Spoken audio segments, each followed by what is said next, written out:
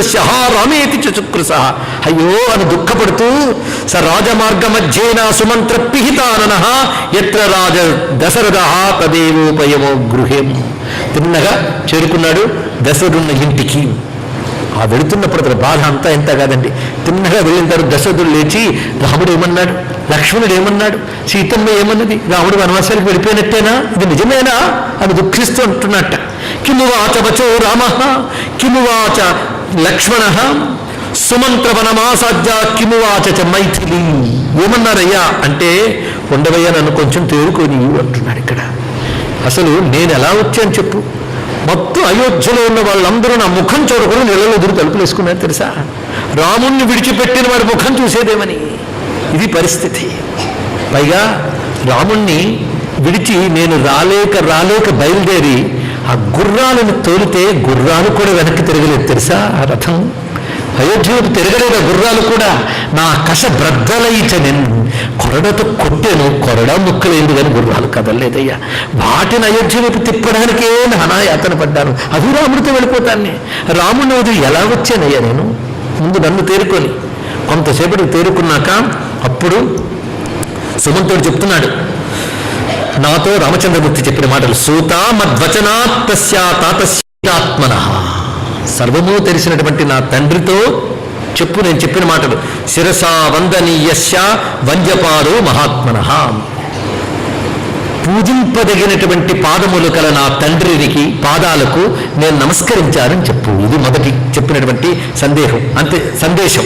అంతేకాదు సర్వమంతఃపురం వాచ్యం సూతమద్వచనాత్వయ.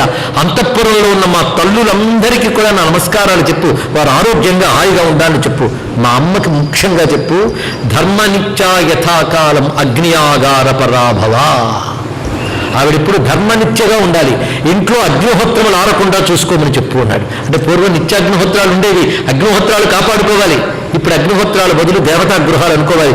దేవతా గృహాలు జాగ్రత్తగా చూసుకోవాలంటే అక్కడ పూజ జరగకపోతే అది క్షేమం కాదు. దుఃఖంలో ఉన్నప్పుడు ఏం చేస్తారంటే ముందు చెప్పు, దుఃఖాలు కష్టాలు ముందు మానేసిన పూజే. కొందరు అంటారు ఏమండి జపం తపం చేస్తున్నారు, ఏం చేయమంటారండి, కష్టాల్లో ఉన్నానంటారు, అందుకు జపం మానేసట. తర్వాత అన్ని బాగుపడ్డాక ఏమండి చేస్తున్నారంటే ఇప్పుడు బిజీ అయిపోయింది అంటాడు. అప్పుడు లేదు ఇప్పుడు లేదు, దౌర్భాగ్యం బాగుపడ్డానికి. అందుకు అగ్ని ఆగార పరాభవ. ఎందుకంటే తండ్రి దుఃఖితులు ఉన్నాడు, అని సరిగ్గా చూసుకోవడము. అందుకు తండ్రి యొక్క ధర్మం అంటే భర్త యొక్క ధర్మం సరిగ్గా జరిగేలాగా భార్య చూడాలిగా. అందుకు అగ్ని ఆగార పరాభవ అంటే దేవీ దేవస్య పాదౌచ దేవవత్ పరిపాలయ.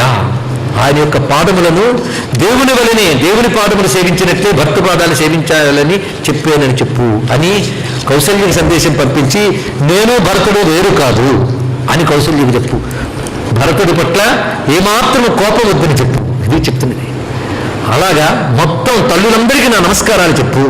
ఈ విషయమని చెప్పి భరతుడికి కూడా నేను అడిగేనని చెప్పాను. భరతుడి పట్ల ప్రత్యేకమైన మాటలు చెప్తాడు. భరతుడి క్షేమాన్ని కోరుకుంటూ చక్కగా రాజ్యాన్ని చూడమని తండ్రిని కనిపెట్టుకోమన్నానని చెప్పు. ఇది రాముడు చెప్పింది. తర్వాత లక్ష్మణస్వామిని అడిగానయ్యా ఏం చెప్పమంటావని. ఎవరితో అన్నట్టు దశరథుడితో. ఆయన ఎవడన్నట్టు నాకు దశరథుడు కానీ తర్వాత కౌశల్య గారు పట్టరు. నాకు తండ్రి తల్లి అన్న తమ్ముడు బంధము అంతా నా రాముడు అన్నట్టండి. ఎంత గొప్ప మాట చూడండి. ఇక్కడ ఎప్పుడైతే ఈ మాట లక్ష్మణస్వామి అన్నాడో సీతమ్మ ఏమందని అడిగాడండి. ఆవిడ ఏమీ అనలేదు. నేను వస్తూ ఉంటే కళ్ళ నీళ్లతో నన్ను చూసింది. ఒకసారి రాముడిని చూసి నన్ను చూసింది అంతే అన్నాడు. ఇక్కడ కళ్ళ నీళ్లతో సీతమ్మ చూసిందిట. అప్పుడు రామచంద్రమూర్తి నా రథం కదిలిపోతూ ఉంటే అందులో నాకు నమస్కారం చేశాడు 2 చేతులెత్తి. అప్పుడు రాముడి కళ్ళల్లో కొద్దిగా నీళ్లు కదిలే. ఆ పక్కన సీతమ్మ రాముడిని చూసి ఆవిడ కళ్ళల్లో నీళ్లు కదిలే. లక్ష్మణ మాత్రం ముఖం పక్కకి కనబడ్డాడు. అయ్యా ఇది జరిగింది మొత్తం సన్నివేశం. అలా చెప్పగానే హా రామ అని మూర్ఛితులయ్యట. అయితే ఈ సమయంలో కౌశల్య విషయంలో ఇక్కడ మాట రాస్తాడు వాల్మీకి. ఎప్పుడు కైకేయి గృహం విడిచిపెట్టిన వాడు ఈ సమయంలో కౌశల్య గృహం విడిచిపెట్టట్లేదుట. నిజంగా ఆ అమ్మకి రాముడు వనవాసానికి వెళ్ళిపోయిన బాధలో ఇదొక ఆనందం, భర్త తనతోనే ఉంటున్నాడని ఈ విషయం అలా ఉన్నది. ఇది ఒక మాట రాస్తాడు వాల్మీకి అక్కడ. అటు తర్వాత కొంతకాలానికి రామ వియోగార్తితో మరణించాడు దశరథ మహీపతి. ఇది దుఃఖమే అనివార్యం. దీని వెనకాల శాపకథ ఇత్యాదులన్నీ ఉన్నాయి. మొత్తానికి మహానుభావుడు రామస్మరణతో శరీర త్యాగం చేశాడు. రామప్రేమతో ధన్యుడు, సద్గతికి చేరుకున్నాడు. ఈ లోపల అప్పుడు ఏం జరిగిందయ్యా అంటే భరత శత్రుఘ్నులు లేరు, మేనమావ గారి ఇంట్లో ఉన్నారు. రామలక్ష్మణులు లేరు. రాజు లేడండి, అరాచకత్వం వచ్చిందట. అరాచకత్వం వచ్చిన ఘట్టాన్ని వాల్మీకి సూచనగా చెప్తాడు. అరాచకత్వం అంటే సరైన పాలకుడు లేని పరిస్థితి. ఎప్పుడైతే ఆ పరిస్థితి వచ్చిందో అప్పుడు ఆ త్రేతాయుగంలో కలిపురుషుడికి ప్రవేశించాలని కోరిక పుట్టిందిటండి. ఇక్కడ కలిపురుషుడు ప్రవేశిస్తే ఏమవుతుంది అంటే అంతవరకు సఖ్యంగా ఉన్నవారు కూడా ఒకరికొకరు పడట్ట. కలిసి బ్రతకనివ్వనివాడే కలి అంటే కలహం కుర్వన్ చస్మిన్నితి కలిగి, వాడెవ్వరిని కలిసి బ్రతకనివ్వడండి. ఇది తెలుసుకోండి ఇక్కడ. అది భార్యకి భర్త పడడు, భర్తకి భార్య పడదు, అన్నకు తమ్ముడు పడ్డు, తమ్ముడికి అన్న పడ్డు. ఇలా ఒకరికొకరు పడకుండా, పైగా ఈ కలహకాలం పేరే కలికాలం. వాడు ప్రవేశించాడా ఎన్ని జరుగుతాయి ఇక్కడ వర్ణించారు. సస్యాలలో సారం పోతుందిట, సరైన ఆహారాలు దొరకవు, నిగనగలాడుతున్న పళ్ళు కనబడతాయి కానీ లోపల సారం ఉండదు. అంతా హైబ్రిడ్. ఏం చేస్తాం? Chemical food. దానితో శరీరాలు క్షీణిస్తాయి, దుర్బల జాతి తయారవుతుంది. ఇది కలిపురుషుడి ప్రభావం. అలాంటి కలి ప్రవేశించబోయేట. కలికి సొంత ఆశ కలిగి అన్నాడు ఇక్కడ. వెంటనే కానీ ప్రవేశించలేకపోయేట. ఎందుకో తెలుసా? రాజు లేకపోవచ్చు కానీ వశిష్ఠుడు బ్రహ్మదండానికి భయపడి వెనక్కి వెళ్ళిపోయేటండి. ఎంత గొప్ప మాట మహర్షి యొక్క తపశ్శక్తికి. ఇది గ్రహించవలసిన మరొక అందమైన మాట. వశిష్ఠుడు కాపాడుతున్నాడు. వార్త పంపించాడు భర్తశత్రువులకి. వెంటనే భర్తను బయలుదేరొచ్చాడు. వచ్చేది తెలిసింది ఈ వార్త. దుఃఖితుడయ్యాడు. ముందుకి తండ్రికి చేయవలసిన ఔర్ధ్వదైహిక క్రియలన్నీ పూర్తి చేశాడు. అంతవరకు ద్రోణికలో భద్రపరిచి ఉంచారు ఆ శరీరాన్ని. దాన్ని భరతుడు దుఃఖాన్ని నిగ్రహించుకుని పితృకర్మ చేసి ఆడు తర్వాత అతడు దుఃఖితుడై తిన్నగా కైకేయి దగ్గరికి వెళ్ళి, ఎంత పనిచేశావు, నువ్వు చేసినది, నువ్వు నాకు తల్లివా, మాతృరూపే మమ అమిత్రే అన్నాడు ఇక్కడ.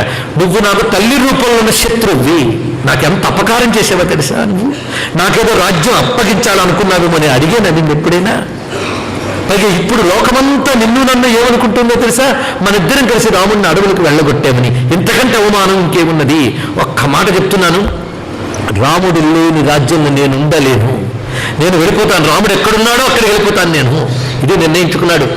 ఆ రాత్రి దుఃఖితుడై తన సైన్య మందిరంలో తానున్నాడు. పొద్దునే వశిష్ఠుడు పట్టాభిషేక ద్రవ్యాలతో వచ్చేట. అవన్నీ పెట్టి భరతుడికి వందిమాధవులు మేల్కొలుపులు పలికారు వాళ్ళ సంప్రదాయం ప్రకారం. వెంటనే భరతుడు లేచాడు. లేచి నాకేమిటి వందిమాధవులు, ఇవన్నీ రాముడికి, నాకేమిటన్నట్ట బయటకు వచ్చాడు. వెంటనే వశిష్ఠాదులు చెప్పారు, అయ్యా ఇవి పట్టాభిషేక ద్రవ్యములు, వీటితో నీకు ఇప్పుడు పట్టాభిషేకం చేయాలి, అరాచకంగా ఉండకూడదు అయోధ్య అని చెప్తే, ఒక్కసారి రాముడికి సమర్పించవలసిన ద్రవ్యములు నేను స్వీకరించడమా? ఆయన వద్దు వద్దని చెప్పి ద్రవ్యములకి ప్రదక్షిణ చేసేటండి భరతుడు. సజల నయనాలతో నమస్కారం చేసి అక్కడ అంటున్నాడు, రామమే వానుగచ్చామి సరాజా ద్విపదాంబరః త్రయానామపి లోకానాం రాఘవో రాజ్యమర్హతి. నేను రాముణ్ణి అనుసరించి వెళ్ళిపోతాను. రాముడు అయోధ్యకి ప్రభువు అనడమేంటి? త్రయానామపి లోకానాం రాఘవో రాజ్యమర్హతి. 3 లోకాలకి ప్రభువు కాగలిగిన వాడు రామచంద్రమూర్తి. ఇది త్వర్యం న శక్షామి వినివర్తయితుం వనాత్ వనే తత్రైవ వత్స్యామి యథార్యో లక్ష్మణస్తదా. నేను రాముణ్ణి ఆ వనము నుంచి తిరిగి తీసుకువచ్చి అయోధ్యకు పట్టాభిషిక్తుని చేస్తాను, ఈ ద్రవ్యములతోనే చేస్తాను. రాముణ్ణి కానీ వెనక్కి తీసుకురాలేకపోతే లక్ష్మణస్వామి వల్లనే నేను కూడా రాముడితోనే ఉండిపోతాను. నా మనస్సుకు రాముణ్ణి చూసే వరకు శాంతి లేదు, నా మనస్సుకు రాముణ్ణి ఇక్కడ తెచ్చే వరకు శాంతి లేదు, నా మనస్సుకు రాముడికి పట్టం కట్టే వరకు శాంతి లేదు. యావన్న చంద్ర సంకాశం తద్రక్షామి శుభాననం భ్రాతు పద్మ విశాలాక్షం నమే శాంతిర్భవిష్యతి. ఈ నమే శాంతిర్భవిష్యతి అని వరుసగా వస్తాయండి ఇక్కడ మంత్రంలాగా. ఆ చంద్ర సంకాశమైన దివ్యవదనాన్ని చూసే వరకు నా మనస్సుకు శాంతి లేదు. అంతేకాదు, బయటికి మామూలు ప్రకృతి పాదాలంటే మానవ పాదాల్లా కనబడుతున్న ఆ దివ్య చరణాలపై శిరస్సు వాల్చి నమస్కరించి కన్నీటితో అభిషేకం చేసే వరకు నా మనస్సుకు శాంతి లేదు. యావన్న చరణం భ్రాతు పార్థివ వ్యంజనాన్వితే శిరసా ప్రణమిష్యామి నమే శాంతి భవిష్యతి. యావన్న రాజ్యే రాజ్యార్హే పితృపైతామహే స్థిత అభిషిక్తో జలక్లిన్నో నమే శాంతి భవిష్యతి. ఆయన్ని తీసుకువచ్చి రాజ్యంలో పట్టాభిషిక్తుని చేసే వరకు నాకు శాంతి ఉండదు. ఇది దుఃఖితుడయ్యాడైనా. పైగా తిన్నగా ఆమెతో అంటున్నట్ట, ఎవరితో? కైకేయితో. ఇదిగో నువ్వేమన్నావు, ఆయన వనవాసానికి నేను పట్టాభిషేకం అయ్యేది కదా, ఒక పని చేస్తావు, నేనే రాముడు అనుకో, ఆయనే భరతుడు అనుకో. గొప్పగా అన్నాడు. కనుక నేను భరతుడు పట్టాభిషేకం చేసినా ఆయన పట్టాభిషేకం చేసుకుంటాను, నేను అడవికెళ్తానని. అంతవరకు ఎన్ని అంటున్నా కైకేయి మౌనంగా ఉందిటండి. ఈ మాటనగానే నువ్విలా అనుట తగదురా అన్నా, నువ్విలా అనకూడదయ్యా, అడవికి వెళ్ళిపోతావా? మరీ రేగి కాననమేమవుదువు, నువ్వు అడవికి వెళ్తే ఏమైపోతావో. మరి రాముడైతే కాడా అవట్ట, ఎంత గొప్పగా ఉంటుంది. నీ వేగి కాననమేమవుదువో రాముడెలినన్ బ్రహ్మాంశ తేజో వినూతన నారాయణమూర్తి శాసిత సమస్త ప్రాణి నీవేగుట అతనిదవు ఏగుట ఒక్కడా భయ సముద్రం బయ్యి. ఆ మాటలు ఎంత అద్భుతమైన మాట అండి ఇక్కడ అన్నది. నువ్వు అడవికి బయలుదేరుతా, వెళ్ళేను చేస్తాను అక్కడ. మరి రాముడు వెళ్ళాడు, ఏం చేస్తాడు? ఆయన ఏం చేస్తాడు మనకెందుకు, ఆయన సామాన్యుడు కాడు. బ్రహ్మాంశ వినూతన తేజో నారాయణమూర్తి, దివ్య తేజస్సు కలిగిన పరమాత్మ, శాసిత సమస్త ప్రాణి, సర్వ ప్రాణి శాసకుడు. ఆయన అడవికి వెళ్ళాడు, నువ్వు వెళ్ళడం ఒకటేనా అంటే ఆయన పనిపెట్టుకు వెళ్ళాడు. నీకేం పని, కూర్చో ఇక్కడ. అది అనమాట మాటల్లో ధ్వని. చూడండి ఎంత చక్కగా ధ్వనింపజేశారు విశ్వనాథ వారు, ఎంత రమ్యంగా అందించారో చూడండి ఇక్కడ. మొత్తానికి దుఃఖితుడైన భరతుడు ఆ మాటలు చెవిని పెట్టకుండా నేను వెళ్ళి తీరుతాను అని మొత్తం పట్టాభిషేక ద్రవ్యములు సిద్ధం చేయించాడు. రామచంద్రమూర్తిని తీసుకురావాలి అని ఆయన అన్నీ ఏర్పాటు చేసుకుంటూ ఉంటే కౌసల్య గృహం నుంచి పిలుపు వచ్చిందండి. వణికిపోయాడు ఒక్కసారి భరతుడు. అంతవరకు కౌసల్య ముఖం చూడ్డానికి భయపడుతున్నాడు ఆయన. వణికిపోయాడు. ఎందుకంటే కౌసల్య ఏంరా మీ అమ్మిలాగా పంపింది, నీకు పట్టం కట్టాలట అంటే ఏం చెప్తాడు? పైగా నువ్వు మేనమావ గారి ఇంటికి వెళ్ళి ఇక్కడ ఈవిడ ప్రేరేపిస్తావా ఏమి అరగనట్టు అని అంటే ఎలాంటి ఒక విధమైన బాధ కలుగుతుందంటే భరతునికి తల్లి వల్ల అవమాన బాధ పడుతున్నాడు. అంటే రాముడు అడవికి వెళ్ళడంలో తన ప్రమేయం ఉందని అందరూ అనుకుంటున్నారు. కౌశల్య కూడా అనుకుంటే నాకు తెలిసి రాముడు వెళ్ళాడు అంటే అది మహాపాపమే. తిన్నగా వెళ్ళేటండి కౌశల్య ఉన్న ఇంట్లో. ఇక్కడ ఒక సర్గ రచిస్తాడండి మహానుభావుడు వాల్మీకి. వీలైతే సర్గ చదవండి అక్కడ రామాయణంలో. అది చాలా ముఖ్యమైన సర్గ అక్కడ.